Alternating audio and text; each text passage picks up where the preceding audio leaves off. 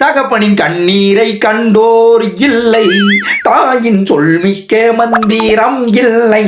என்னடா இது சம்பந்தமே இல்லாம சலங்கிய காலில் கட்டிட்டு ஆடு ஆடு ஆடி அணைத்து தள்ளுறானேன்னு பாக்குறீங்க நீங்க. கரெக்டா இல்லையா?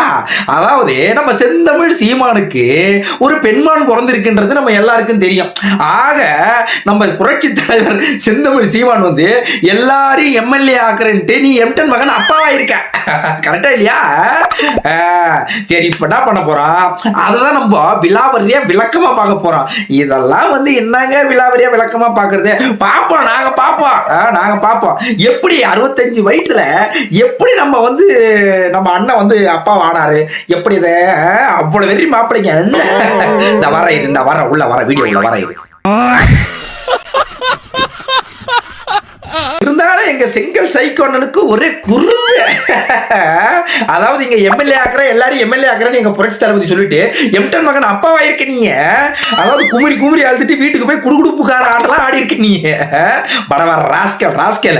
இருந்தாலும் இந்த விஷயத்துல இந்த ஆளை வந்து கலாய்க்க முடியலைங்க. என்னதான் இருந்தாலும் சரி, 50-60 வயசா இருந்தாலும் சரி, வீட்டுக்கு ஒரு பெண் பிள்ளை ஒரு தெய்வம் வேணும்ன்றது வந்து எல்லாரும் வந்து சொல்ற விஷயம் தான். இதுவே வந்து முதல்ல பெண் பிள்ளை பிறந்து போச்சுன்னா அச்சோ என்ன சொல்றீங்க, அட என்னங்க அதை கல்யாணம் பண்ணி கொடுத்து என்னங்க போங்க, பெண் பிள்ளைங்க பையன் தாங்க அப்படின்னு ஏதோ பப்ளிக் பாத்ரூம் வாங்கி எடுத்த மாதிரி இப்படி திருப்பி போகணுங்க மூஞ்ச. ஆனா ஒன்னே ஒன்று சொல்றேன் கேட்டுங்க, பெண் பிள்ளை மாதிரி எந்த ஒரு எவ்வளவு பிள்ளை ஆண் பிள்ளை நீ பெற்றாலும் பெண் பிள்ளைக்கு ஒரு பிள்ளைக்கு சமானம் ஆகாது. இதுதான் உண்மை, இந்த ஜென்ரேஷன்ல இதுதான் உண்மை. பெண் பிள்ளை பெற்றவங்களுக்கு தெரியும் இந்த நான் சொல்ற விஷயம் என்னன்றது.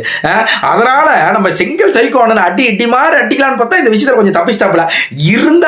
இருந்தாலும் ஒன்னே ஒன்று சொல்றேன், இந்த குடுகுடுப்புக்கார ஆட்டம் ஆடுறதெல்லாம் ஓகே தான், நான் இல்ல சொல்ல வரல. ஆனா இதை வச்சு திருநெதி பிச்சை வந்து எக்ஸ்ட்ரா கேட்டு அங்க பொய்யா புடிவி திரிஞ்சிருந்தனா, காதல கம்பி எடுத்து சுத்தி இருந்தனா, வாக்காளி கதை காண்டி போன கண்டமேனிக்கு அடிக்கப்படும். கதை கண்டமேனிக்கு அடிக்கப்படும். என்னை தாண்டா ஈஸியா அடிச்சு போடுறீங்க.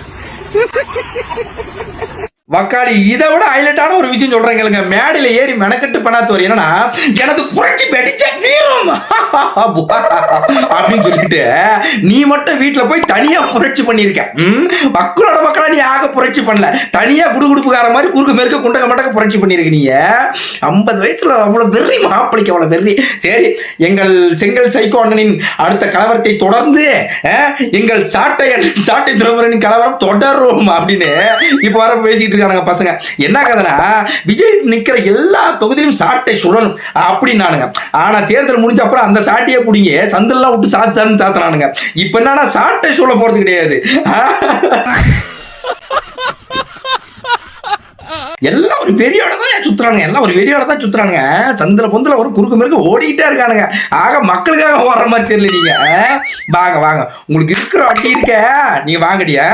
இருந்தாலும் எங்க செங்கல் சைக்கோண்ணனோட அளப்பரே தண்ணி தான். அப்படி வெறி மாப்பிளைக்கு குறும்ப.